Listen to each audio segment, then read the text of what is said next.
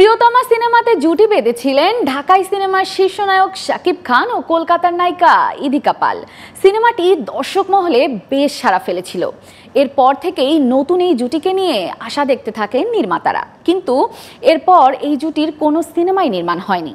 এবার এই জুটিকে নিয়ে সিনেমা নির্মাণ হতে যাচ্ছে। বিস্তারিত থাকছে এবারের সেগমেন্টে। ঢাকাই সিনেমাতে জুটি প্রথা বেশ পুরাতন।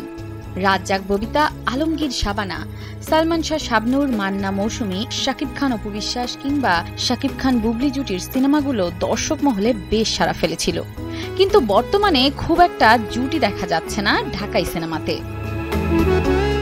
সর্বশেষ শাকিব খানের প্রিয়তমা সিনেমাতে শাকিবের বিপরীতে কলকাতার ইদিকা পালের রসায়ন দর্শক মহলে বেশ প্রশংসা কুড়ায়।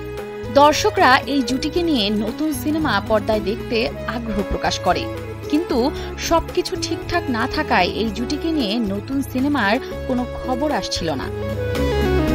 তবে দর্শকদের দীর্ঘদিন অপেক্ষা না করিয়ে বরবাদ নামে নতুন সিনেমাতে আবারও জুটিবদ্ধ হতে চলেছেন শাকিব খান ও ইদিকা পাল।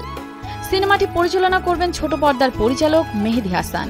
আগামী 25 সেপ্টেম্বর থেকে ভারতের মুম্বাইতে সিনেমাটির শুটিং শুরুর কথা রয়েছে।